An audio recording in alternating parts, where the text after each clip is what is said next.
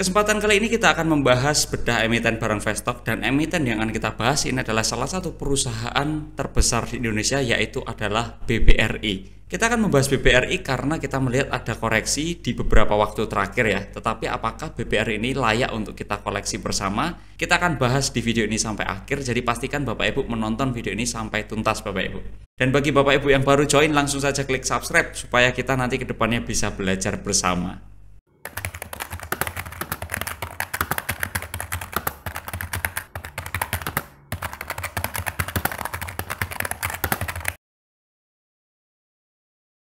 BBRI atau Bank Rakyat Indonesia ini adalah salah satu bank terbesar di Indonesia, yang mana ini merupakan BUMN ya. Didirikan pada 16 Desember 1895 di Purwokerto oleh Raden B.I. Arya Wiryaatmaja. Sebagai bank yang berfokus pada segmen mikro, kecil, dan menengah, BRI ini berperan penting dalam mendorong inklusi keuangan melalui jaringan layanan yang luas hingga pelosok Indonesia dan inovasi digital seperti aplikasi Brimo. Yang mana saat ini BRI ini menawarkan berbagai produk keuangan seperti KUR, tabungan simpedes, dan juga layanan fintech dan layanan-layanan lainnya yang menjadikan pilar utama perekonomian rakyat.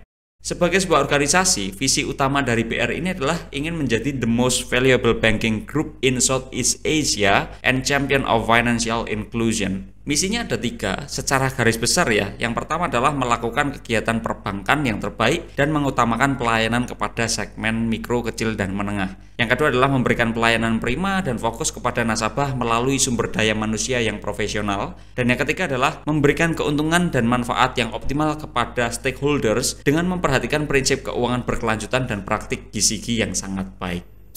Pemilik dari perusahaan BBRI ini adalah Negara Kesatuan Republik Indonesia ya.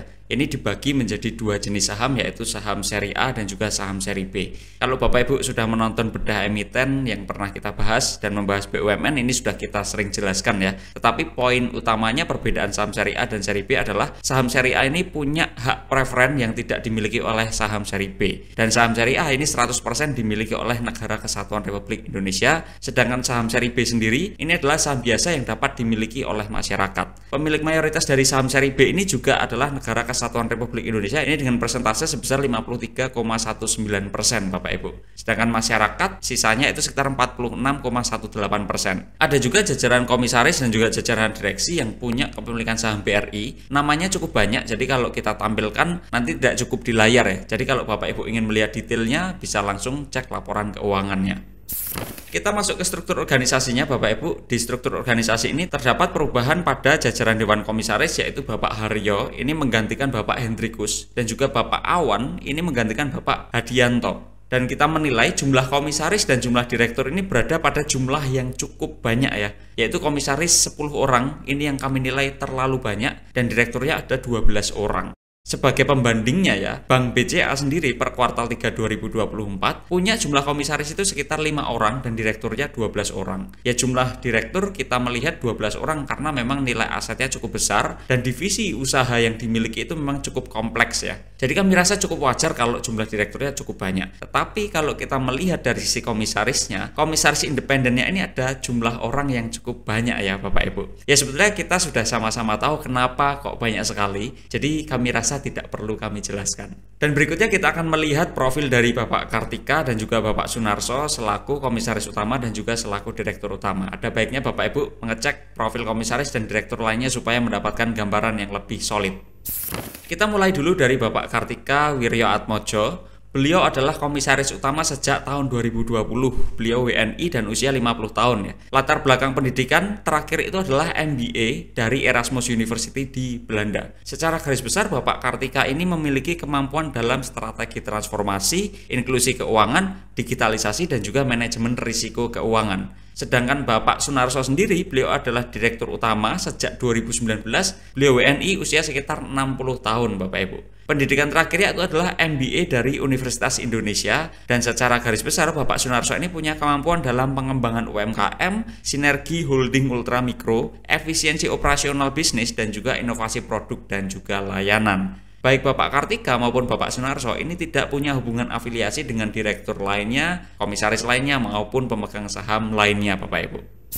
Kita masuk ke model bisnisnya, Bapak Ibu. Model bisnis dari Bank BRI sendiri sebetulnya kurang lebih mirip-mirip seperti perusahaan bank pada umumnya ya. Bank BRI ini punya nasabah yang menitipkan uangnya dalam bentuk giro, deposito maupun dalam bentuk tabungan. Yang mana dari situ nasabah ini bisa memperoleh bunga. Dan Bank BRI ini menyalurkan uang tersebut menjadi kredit kepada konsumennya, dan nanti konsumen yang diberikan kredit ini harus membayarkan bunga kreditnya ya. Dari situlah Bank BRI memperoleh revenue maupun laba yang bisa diperoleh. Keunggulan utama dari BRI kalau kita melihat ya, ini BRI punya jaringan yang cukup luas sampai ke pelosok di pulau-pulau di Indonesia ya. Hal ini yang memungkinkan akses ke segmen mikro, kecil dan juga menengah ini lebih efektif dibandingkan dengan kompetitornya. Tapi dari situ pun juga mengandung kelemahan. Kelemahan utamanya ya karena cakupan wilayahnya sangat luas sehingga kegiatan operasi bisnis ini secara relatif menjadi kurang efisien. Jadi kalau tadi keunggulannya efektif, tapi di sini kelemahannya adalah kurang efisien.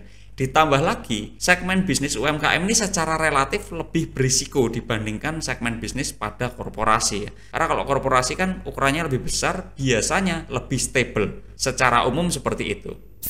Lebih dalam lagi kita masuk ke segmen bisnis dari Bank BRI. Mereka membaginya itu menjadi 5 ya. Yaitu yang pertama adalah segmen mikro. Di segmen mikro ini ditujukan untuk melayani kebutuhan produk dan jasa perbankan nasabah individual dan pengusaha mikro dalam rangka pemberdayaan usaha masyarakat. Segmen mikro ini meliputi bisnis mikro, layanan briling, dan juga program social entrepreneurship serta inkubasi. Dan yang kedua adalah pada segmen retail. Segmen retail ini ditujukan untuk melayani wirausaha kecil dan menengah atau UKM, antara lain melalui produk dan layanan perbankan konsumer dan juga komersial. Segmen retail ini meliputi bisnis kecil dan menengah, bisnis kredit konsumer, bisnis simpanan, dan jasa perbankan retail. Sedangkan pada segmen korporasi, ini meliputi kegiatan usaha, bisnis korporasi, bisnis institusi, dan transaction banking, bisnis sindikasi, dan jasa lembaga keuangan non-bank. Pada segmen yang keempat itu adalah pada segmen bisnis lainnya. Ini meliputi kegiatan usaha bisnis treasury, international business, dan juga bisnis jasa penunjang pasar modal. Serta segmen yang kelima adalah entitas anak. Ini mencakup berbagai pendapatan dari entitas anak yang dimiliki oleh Bank BRI. Wilayah operasi dari Bank BRI sendiri sebetulnya cukup luas ya Bapak Ibu ya. Per 31 Desember 2023, BRI ini punya 1 kantor pusat serta melayani seluruh nasabah melalui 7.745 unit kerja dalam negeri dan 9 unit kerja di luar negeri serta jaringan e-channel yang tersebar di seluruh wilayah Indonesia. Dan per 31 Desember 2023, BRI ini punya sekitar lebih dari 12.200 mesin ATM serta 664.000 lebih mesin edisi yang tersebar di seluruh wilayah Indonesia.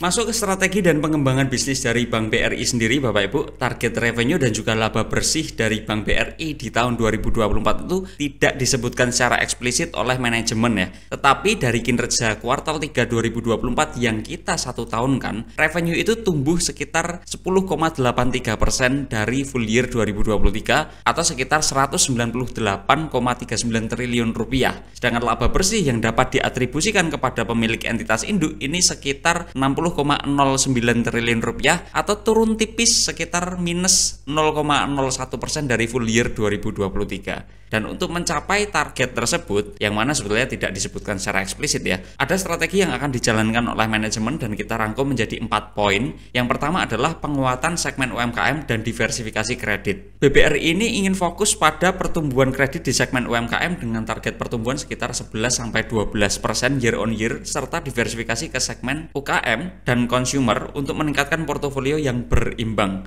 Yang kedua adalah transformasi digital dan efisiensi operasional. BBRI akan memperluas kapabilitas digital melalui BRIMO dan digitalisasi proses pinjaman untuk meningkatkan efisiensi, aksesibilitas, dan juga kepuasan nasabah. Cara yang ketiga adalah optimalisasi holding ultramikro dan juga entitas anak. BBRI akan memanfaatkan sinergi antara BRI, Pegadaian, dan juga PNM yang sudah dilakukan dalam holding ultramikro untuk menciptakan sumber pertumbuhan baru dan memperluas layanan ke segmen ultramikro. Dan juga yang keempat adalah implementasi ESG dan juga peningkatan CASA. BBRI akan menerapkan prinsip keberlanjutan melalui strategi ESG serta meningkatkan pendanaan berbasis CASA yang berbiaya rendah untuk mendukung stabilitas finansial.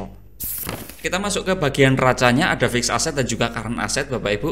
Posisi aset lancar dan juga aset tidak lancar ini sifatnya estimasi atau indikatif ya. Karena kalau dalam laporan keuangannya itu mereka dicampur loh antara aset lancar dan juga aset tidak lancarnya, dijadikan satu menjadi akun aset saja. Dan per kuartal 3 2024 aset lancar itu sekitar 42,87% dan aset tidak lancar itu sekitar 57,13%. Total aset ini didominasi oleh kredit yang diberikan. Ini sekitar 61,29% dari total asetnya, dan ada juga efek-efek ini sekitar 14,99% dari total aset. Sedangkan kalau kita masuk ke kredit yang diberikan, ini paling dominan pada mata uang Indonesian rupiah sekitar 89,43% dari total kreditnya ya. Dan penyaluran kredit itu paling dominan adalah pada sektor perdagangan, perhotelan dan juga restoran, ini sekitar 32,28 dari total kredit yang disalurkan. Rata-rata pertumbuhan total asetnya ini sekitar 10,94% per tahun sejak 2013 Bapak Ibu.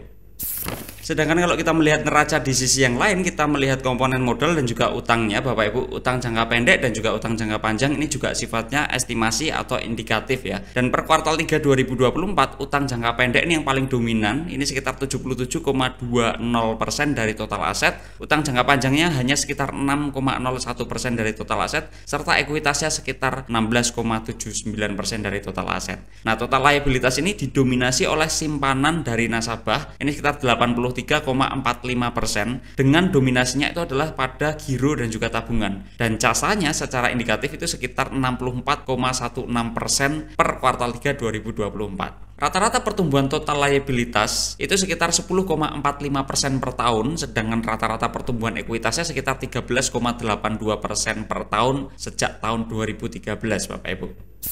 Masuk ke laporan laba ruginya Bapak Ibu, rata-rata pertumbuhan revenue itu sekitar 11,58% per tahun sejak tahun 2013, sedangkan pada pertumbuhan laba operasinya rata-ratanya sekitar 10,38% per tahun sejak tahun 2013 juga, dan turun ke net profitnya rata-rata pertumbuhan laba bersih itu sekitar 9,87% per tahun sejak tahun 2013. Kalau kita melihat Bank BRI ini mampu memperoleh pertumbuhan revenue yang lebih cepat dibandingkan pertumbuhan laba bersihnya, artinya ada kegiatan operasional yang secara indikatif itu tidak terlalu efisien ya.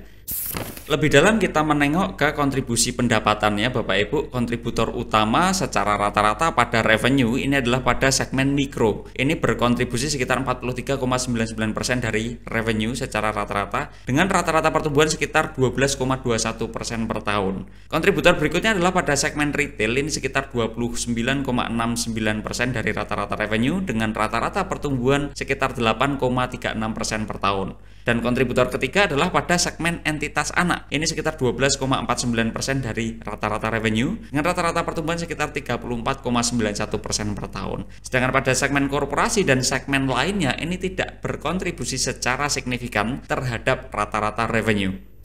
Kalau kita melihat kontribusi beban dan biaya, kontributor terbesar pada total beban dan biaya ini adalah pada beban operasional lainnya, ini sekitar 46,21% dari total beban dan biaya. Dan beban operasional lainnya ini terutama untuk beban penyisihan kerugian, penurunan nilai atas aset keuangan, dan juga ada beban operasional lainnya untuk tenaga kerja dan juga tunjangan Bapak Ibu. Sedangkan kontributor berikutnya pada total beban dan biaya adalah pada beban bunga dan syariah, atau mungkin ini COGS-nya ya, yaitu sekitar 32,57% dari total beban dan biaya. Berikutnya kita bahas non-performing loan. Di sini sedikit menjawab mengapa tadi revenue itu tumbuh lebih cepat dibandingkan laba bersih yang diperolehnya ya. Kalau kita melihat non-performing loan, ada gross NPL dan juga net NPL-nya. Gross NPL ini merupakan total kredit yang bermasalah, termasuk bunga yang belum dibayarkan dan biaya lain-lain ya. Rata-rata gross NPL itu sekitar 2,44% dan trennya mengalami tren peningkatan Bapak Ibu. Sedangkan net NPL ini adalah jumlah kredit bermasalah yang telah dikurangi cadangan kerugian yang dialokasikan oleh bank. Rata-rata net NPL-nya itu sekitar 0,79% dengan tren yang berfluktuasi. Jadi sebetulnya sedikit banyak sudah terjawab ya, karena gross NPL-nya itu tumbuh, sehingga ini akan menghambat laju pertumbuhan laba bersihnya. Masuk ke kontribusi laba bersih per segmennya Bapak Ibu. Kontributor utama laba bersih per segmen itu adalah pada segmen mikro. Ini sekitar 48,97% dari rata-rata laba bersih yang diperoleh ya. Dan rata-rata pertumbuhan pada segmen ini sekitar 8,38% per tahun sejak tahun 2013. Kontributor berikutnya pada laba bersih per segmen adalah pada segmen retail, ini sekitar 23,46% dari rata-rata laba bersih. Dan rata-rata pertumbuhan pada segmen ini yaitu sekitar sekitar minus 2,40% per tahun sejak tahun 2013. Kontributor ketiga adalah pada segmen lainnya, Bapak Ibu, ini berkontribusi sekitar 17,70% dengan rata-rata pertumbuhan sekitar 28,12% per tahun sejak tahun 2013. Sedangkan pada segmen korporasi dan entitas anak ini tidak memberikan kontribusi yang signifikan terhadap rata-rata laba bersih. Jadi dari sini kita bisa ketahui bahwasanya dua segmen utama yang menjadi tulang punggung bagi BBRI adalah pada segmen mikro dan juga segmen retail ya. Kita teliti lebih dalam lagi Bapak Ibu. Di sini kita ingin mengetahui margin laba bersih per segmennya. Rata-rata margin laba bersih pada segmen utamanya yaitu segmen mikro ini adalah sekitar 34,12%, yang mana ini cukup bagus ya, cukup tinggi, tapi trennya mengalami tren penurunan. Pada segmen berikutnya, rata-rata margin laba bersih di segmen retail ini rata-ratanya sekitar 25,48% dan trennya juga sama, mengalami tren penurunan. Sedangkan pada margin laba bersih per segmen di segmen lainnya ini adalah sekitar 55,19% dengan tren yang berfluktuasi. Melihat arus kas bisnis dari BBRI, Bapak Ibu, ada arus kas operasi dan ada arus kas operasi bintang ya. Nah, ini bedanya apa sih? Kalau arus kas operasi yang berwarna biru, ini adalah arus kas operasi total setelah adanya perubahan pada aset dan liabilitas operasi. Sedangkan kalau arus kas operasi bintang yang berwarna merah ya, ini adalah arus kas operasi bisnis saja sebelum adanya perubahan aset dan juga liabilitas operasi. Jadi kalau kita ingin mengukur arus kas operasi bisnisnya secara lebih presisi, ini bisa pakai yang berwarna merah ya. Arus kas operasi bisnis pada BBRI ini cenderung tumbuh ya, dengan rata-rata pertumbuhan sekitar 11,67% per tahun sejak tahun 2013. Berikutnya kita lihat dari sisi rasio profitabilitas ya, ada net profit margin dan juga return on equity ya. Rata-rata net profit margin dari tahun 2013 itu sekitar 28,76%. Sedangkan rata-rata return on equity sejak tahun 2013 itu sekitar 18,05%. Dan rata-rata profitabilitasnya ini berada pada tingkat yang relatif tinggi ya Bapak Ibu ya, dengan tren yang cukup berfluktuasi. Jadi walaupun ada permasalahan yang tadi sudah kita sebutkan, tapi profitabilitas dari Bank BR ini secara relatif memang memberikan imbal hasil yang cukup menarik, baik itu dari net profit margin maupun return on equity-nya. Kita masuk ke rasio likuiditas Bapak Ibu. Di sini rasio likuiditas itu sifatnya indikatif ya, karena posisi aset lancar dan liabilitas jangka pendek itu juga sifatnya indikatif. Tetapi dari indikasi analisis yang kita lakukan ya, risiko dari rasio likuiditas BBR ini berada pada level yang moderat risikonya. Meskipun demikian, potensi terjadinya bank run ini relatif kecil. Tetapi di sini kita bisa ketahui bahwasannya risikonya itu sebetulnya relatif moderat loh. Sedangkan pada sisi solvabilitasnya Bapak Ibu, tingkat debt equity ratio dari Bank BRI ini masih relatif tinggi ya, sekitar 495,47%-an di posisi terakhir walaupun mengalami tren penurunan. Hal ini memberikan ruang bagi BRI untuk bisa memperoleh dana pihak ketiga yang lebih agresif lagi. Artinya sebetulnya pertumbuhan liabilitas itu bisa dikerek lagi nih, karena pertumbuhan ekuitasnya tadi kita lihat juga lebih tinggi ya pertumbuhannya dibandingkan pertumbuhan liabilitasnya. Masuk ke dividen yield-nya Bapak Ibu, ada dividen yield aksen dan juga dividen payout ratio. Dan dividen yield itu adalah tingkat dividen yang diperoleh kalau kita beli sahamnya di harga penutupan tahun tersebut ya. Rata-ratanya itu sekitar 3,01% per tahun. Sedangkan dividen yield aksen ini adalah tingkat dividen yang diperoleh jika kita beli sahamnya di harga penutupan tahun 2013. Rata-ratanya itu sekitar 8,49% per tahun Bapak Ibu. Pada sisi dividen payout ratio, rata-rata DPR-nya itu sekitar 48,83% kalau kita ukur dari tahun 2013 ya, dan trennya itu mengalami tren peningkatan. Sedangkan di sisi valuasi kita ukur dengan dua metode, yaitu metode pertama adalah discounted cash flow dan metode yang kedua adalah price brand ya.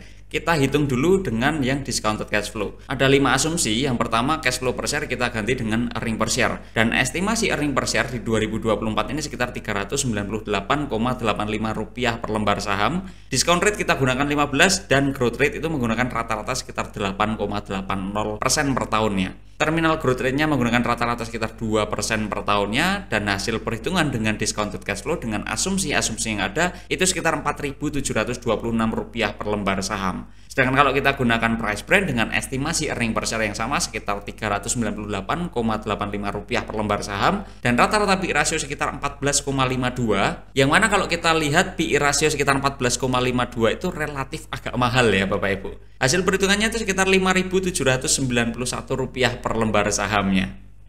Sedangkan kalau kita lihat di harga penutupan 27 November 2024 yaitu sekitar Rp4.400 per lembar sahamnya.